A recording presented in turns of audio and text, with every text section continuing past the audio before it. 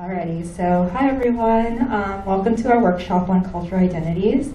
My name is Jen and I'm part of the EPN Collective. Phụ Nữ in Vietnamese means, or in English means women, so empowered women. So outside of the collective, I am a community program facilitator for seniors, newcomers, and youth. My background is in community work, communications, and psychology. One of my major passions is uplifting communities and using art as a vehicle to amplify the voices of those who are often not heard or seen.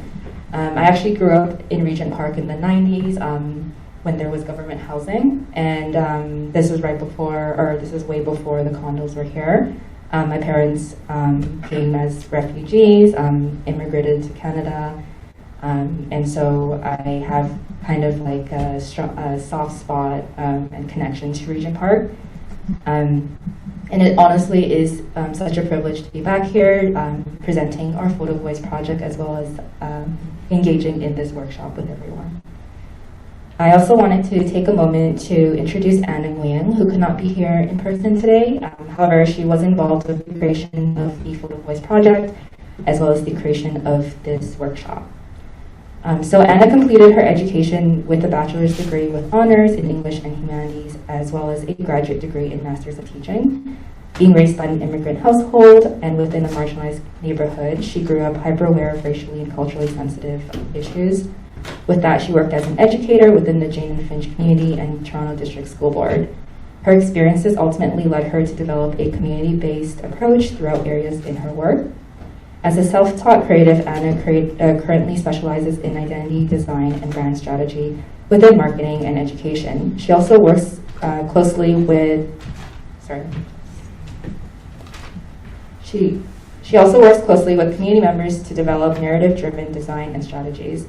Overall, her creative services aim to help inclusive brands and nonprofits design their stories for community impact. Would also like to add that Anna is joining in on Zoom, so for any of the virtual attendees that do have questions, Anna will be moderating the chat for us. I'm Julia, my pronouns are she, her. I am an interdisciplinary artist and community archivist. I was the co-facilitator of the Empowering Phụ Nữ Photovoice project, as well as a co-creator of the Empowered Phụ Nữ Collective. So next slide, please. So a little bit about us. EPN is an arts-based collective of young first and second generation Vietnamese Canadian women. It was co-created by Linda Boy, Michelle Wien, and myself. After having many conversations, after being engaged in Vietnamese student leadership spaces, we recognized the need to having a space where we could come together and just be able to navigate and understand life as daughters of Vietnamese diaspora, and what does that mean? So for EPN, we really dream of creating this collective space where other Vietnamese women can come together and share their stories, reclaim their cultural identities through the arts, and create programs that honestly we wish that we had when we were younger. So one of our first programs, supported by Artreach Toronto, was the Empowering Phụ Nữ Photovoice project. And it's a pilot project for an intimate cohort that included Jen, Anna, Linda, Vivi, and Monica to engage in photo voice and photography and storytelling. And this was used to be able to discuss our cultural identities, gender, and leadership. Next slide, please. So what is Photovoice? Photovoice is a community-based participatory research action method developed by Caroline Wang and Marianne Burris. One of its goals is to empower people to document and tell and share their own stories by putting the camera directly in their hands. So Photovoice is centered around the core principles of the recognition of multiple forms of expertise, meaning that my truth and my knowledge is just as valuable as somebody else's in the room. The idea of co-creation, co-production, and co-authorship of knowledge. So typically, research projects, there's a power imbalance between researchers versus those that are researched. Photovoice really seeks to eliminate that power imbalance by centering that everyone is collaborating and co-creating together. Another principle is informed consent. So ensuring that folks that participate in Photovoice projects understand what it means to engage in this type of project. Personal things may arise from the photographs or stories being told, and by ensuring that you talk about informed consent along each step of the project, that ensures that participants have the agency to withdraw from their participation if they don't want to engage in that further. And because Photovoice uses photography, photography has historically been used as a weapon against marginalized communities when it was used as a pseudoscientific tool, and rethinking about the relationship of photography between the photographer and those photographed. It's making sure that folks that are participating in being photographed, they understand what's going to happen to an image of themselves. Or even for our participants when they're doing self-portraits, what does it mean to share a photo of ourselves, and where will that live beyond the project? And lastly, it's empowerment for social change. So this can look like wanting to empower folks by sharing the photographs to invoke policy change, or this could be empowerment on a more personal, local level through relationships and community building. Next slide, please. So generally, there's a nine-step process to Photovoice projects where you have an idea of the policymakers and community leaders that you might want to engage with. You would then recruit a group of Photovoice participants that you have an idea that you'd want to share and co-create through this project, introducing the methodology, and of course, discussing informed consent and ensuring that folks do want to participate. Then you would create sort of an overview theme for taking pictures, distribute cameras if you have the means to, or in some cases, talking about what taking photographs might look like using your phone or revisiting old photographs and creating digital collages, providing enough time for folks to take pictures, and then coming together to talk about each other's photographs and some of the stories and feelings that may emerge. And then lastly, together, you're going to collaborate and discuss how you can share your photographs and your stories with others outside of the project. And so I'll pass it over to Jen to talk a little bit about our Photovoice project.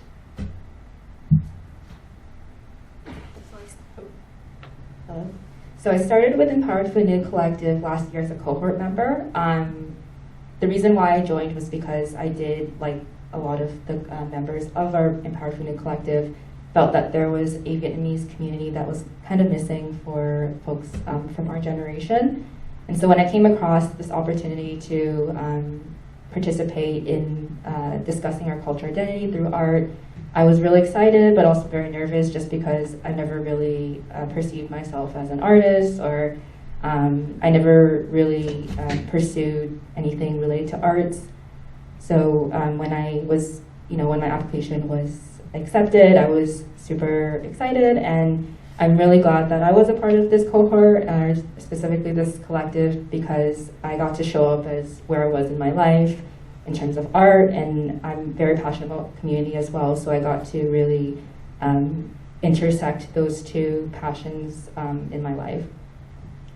Some of the prompts that we use, those are the three of the 5 prompts that we discussed in our collective. So the first one is, how would you portray yourself at this moment in time? What does being Vietnamese mean to you in relation to your gendered identity? And what are your dream futures? So these 3 questions have been adapted to the workshop today. So for the creative prompts that we had, we actually created a Photovoice photo book. And so the photo book has all the responses to the creative prompts that we had, as well as the visual images that we used. Oh, I think I just missed one note with the book. So the book is actually available on our website for digital viewing, as well as we do have the physical copies here today as well. So during these creative prompt stations, you can have a look and kind of to help brainstorm some ideas for how you'd like to answer the creative prompts today. And the video we're about to show you, it's a 10-minute video created by our collective member, Linda Pham. So it is a video kind of giving you the behind the scenes of our Photovoice project and the answers that we had to some of the prompts. Please note though, some of the answers that we have and some of the content in it is quite sensitive. So we do ask that if anyone feels triggered or overwhelmed by some of the things that are discussed, please step away from your computer or step away from the theater as well.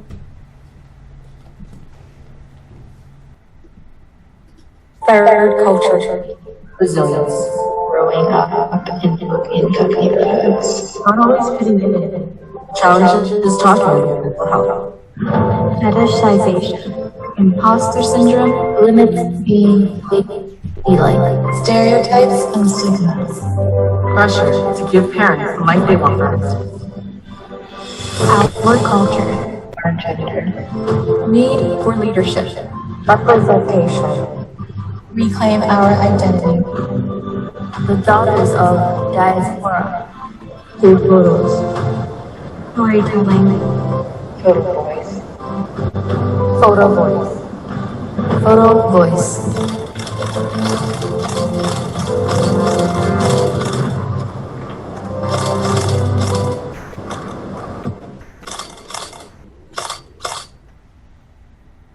What is Photovoice? Photovoice is a community-based participatory research action method developed by Carolyn Wang and Burris. It's also described as ethical photography for social change. One of its goals is to empower people to document and tell their community's own stories by putting the camera directly in their hands. Using Photovoice, we share our experiences as Vietnamese women through the lens of daughters of the diaspora and identify themes and issues that we all face as a marginalized group. Together, we build community and amplify our voices.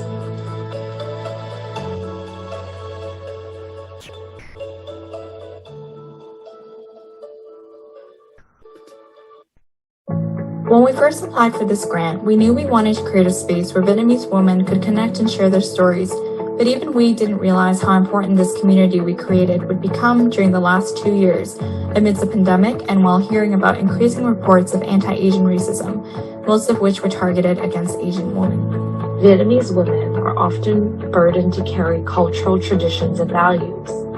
It can be challenging to reserve the time for self-reflection, creativity, and community healing. Taking photos, documenting aspects of our lives personally, and reflecting on societal notions or expectations that affected us was enlightening. Through these themes, we were asked to take photos or showcase what we thought fit into the theme and present it to the group. We talked about our self-portraits, past and present, being Vietnamese, and what that meant to our gendered identity, and some of our dream futures. Here are some of our stories. When asked, what is my dream future? I shared this photo of mountains. Mountains have challenged me physically and mentally, experiences that have always brought me joy.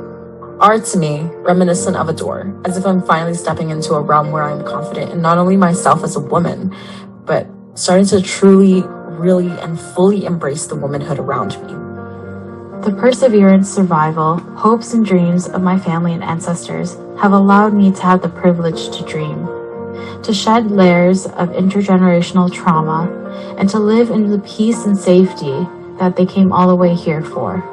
So, I'll dream of calm ocean waves instead of the hard ones they had to travel through. I dream of realizing my inner child's dreams, the dreams of my ancestors, the dreams of my communities. I dream of standing on the mountaintops, soaking in the silence, the cool air, and warmth of the sun as it says hello while it rises.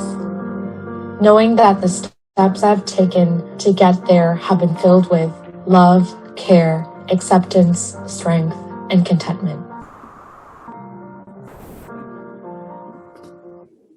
They say a picture is worth 1,000 words, but with Photovoice, a photo is worth 1,000 experiences, 1,000 ideas, and 1,000 emotions. Whenever I think about experiences, ideas, and emotions, I think about where I came from. I came from a Vietnamese immigrant family who resides from the flourishing community of Jane and Finch. Stigmatized and vandalized by stereotypes and systematic disadvantages, my community has continuously fought to provide safe spaces for underserved community members. That is my dream. That is my future. As a creative who has studied education and marketing, my dream future is to build a studio space for POC creatives and clients to service in marketing, branding, design, photography, videography, and more. As a previous teacher in TASB, educating and protecting marginalized youth has been one of my deepest passions. Being able to teach and support youth from Jane and Finch reaffirms how much representation and accessibility matters. I can't express enough what building a one-stop shop, multi-medium art service would mean to my community. Jane and Finch is filled with a plethora of talent and stories to tell, which is why so much of my work revolves around the art of storytelling and supporting the purposes of diverse businesses. My dream is to build, teach, and work with like-minded community members, to give voice to our shared experiences, and to build our stories and opportunities together. So there's this photo of me in a dress on a motorcycle, and when we were asked to explain how this relates to our gendered identity, I thought it was a good dichotomy to show the balance and the synergy that masculine and feminine traits could have. There's a side to me that is quite traditional, and I do embrace feminine traits, being nurturing, being caring, and there are times where I am quiet, but there are also times where I can be loud and outspoken. And growing up in particular, I was really, really tomboyish. I loved playing sports. I would come back with ripped jeans and scratches and bruises, and I really wanted to do martial arts, and I was really disappointed when my parents wouldn't let me. One thing that really stood out was when I wanted to pursue further education, my mom asked why. That's something a man should do. And I'm like, this is the 21st century. I can make my own money. I can start my own company. I can be a mom. I can do it all. Why is it that it's something a man should do? I think shedding light to these expectations really helps drive the conversation. Because at the end of the day, we have to recognize intersectionality. Humans are so complex. There are so many different layers and things that make us who we are. So, you know what? I can be tough and resilient and strong and powerful. But at the same time, I can be sweet and nurturing and caring all at once. I'm still very, very proud of my Vietnamese heritage and proud to be a woman.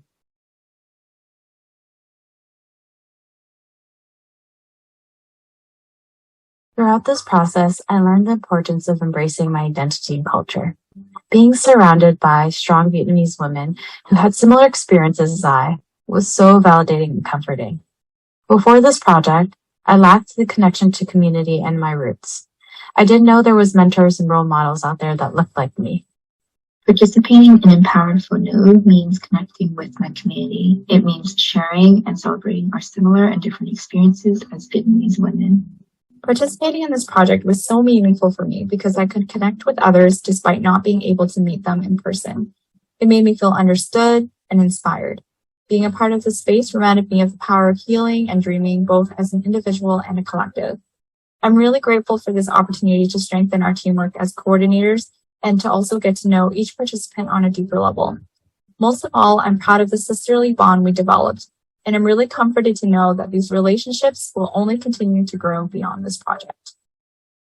I am so honored to be a co-facilitator of this project and also be invited to be a participant as well. I was looking forward to all of our early Saturday morning sessions because I loved all of our conversations, how personal and vulnerable and open and honest everyone was. And that really spoke to me that, wow, this is it. This is a space and we cultivated it. And I'm so happy that not only friendships came out of it and sisterhood came out of it. And that's just something that is really beautiful and I hold very near and dear to my heart. I got to witness the growth of the entire cohort since we first met in fall 2021 up until now.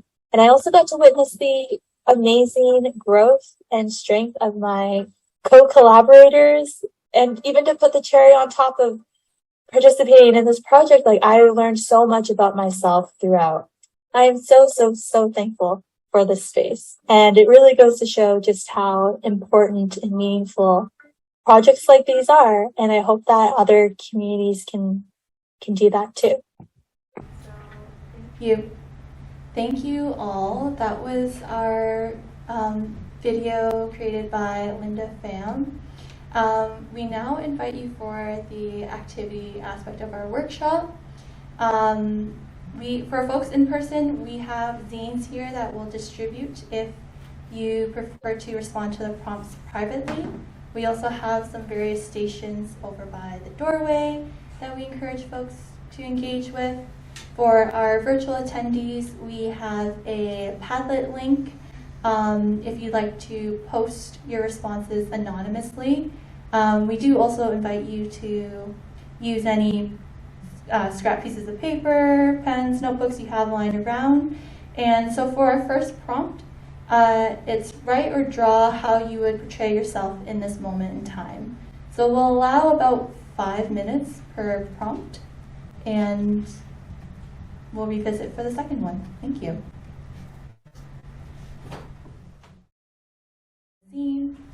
We also invite you to respond to the station in person, and you can tie your response to the cherry blossoms that we have on display.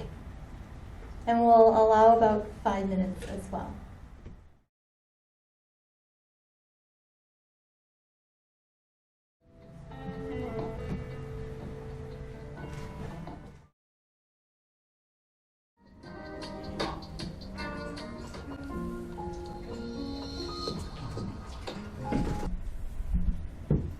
All right, so we'd like to now invite all our attendees for a 5-minute Q&A / post-reflection. So if you have any comments or questions, please feel free to write it in the chat, or if you're in person, just shout it out. Okay, so the question was, are there any other groups in the city that we've partnered with? And so right now it's just Outreach that we are currently partnered with, but we're always open to collaborating, even just beyond the Vietnamese community too. There's a question in the chat. What are some of your future plans for EPN? Okay, so from the chat, what are our future plans for EPN? We hope to secure more funding to be able to continue doing youth programming, also to be able to pay ourselves as co-facilitators, and also be able to pay all of our guest speakers and any artists as well. That's something that we feel is really important. And I'll pass it over to Jen to actually talk about our current programming called Anthology. So I guess, yeah, it's just an extension of, or an answer to the question as well. Our project that is upcoming is called Anthology, and Ang in Vietnamese means to eat. And we are accepting submissions for all types of art. So that ranges from like illustration, photography, as well as writing, poetry, and short stories. So we're accepting visual work of Vietnamese and women identifying artists in the city in regards to Vietnamese food as it relates to identity and culture.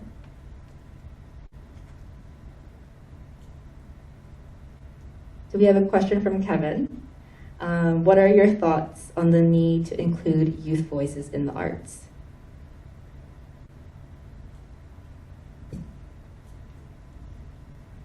I can take a stab at this one. I think that it's incredibly important and necessary that we include youth voices. One, it's a way to understand what sort of needs there are or what needs are not being met through current programming. It's also a great way for youth artists to gain professional development, whether that's in leadership or co-facilitating or organizing programs together. And especially with our programs, we're technically still youth because we're in the 29 age bracket ourselves, but we do find that we're quote unquote like aging out, but we're still youth and we still need access to these programs just as much as other folks do if they're younger than us. So that's sort of my thoughts on it, but I would love to hear Jen's thoughts as well. I'd also like to just add, I think specifically in like where we live in Canada, because we're so diverse, it's especially important to amplify the voices of youth. There's just so many different stories that we haven't heard. It doesn't just limit to, well, we're Vietnamese and we kind of are representative of the group. There's just so many nuance within communities that we haven't even touched on. And so I think with youth specifically, like even the younger youth, they have so many stories to share and they go through so much. And I work with youth, so I know that there are things in their life that they don't typically share. And I think if we have art, they don't actually have to express it directly. They can kind of express it through something that can symbolize how they feel. So I do think that art is really important among the youth community, and we should really work towards having it more accessible. And so the next question is, who is funding or has funded your work and also this upcoming anthology? So Artreach, shout out to Artreach, thank you so much. They are currently funding us for that project.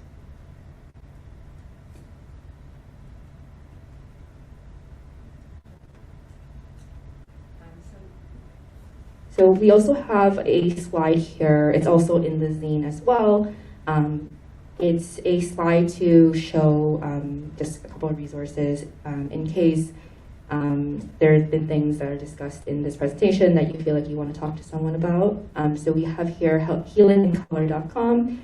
We also have whatsupwalking.ca, which is a free virtual counseling service. And then we have Call 211, which is the Toronto Community Crisis Service.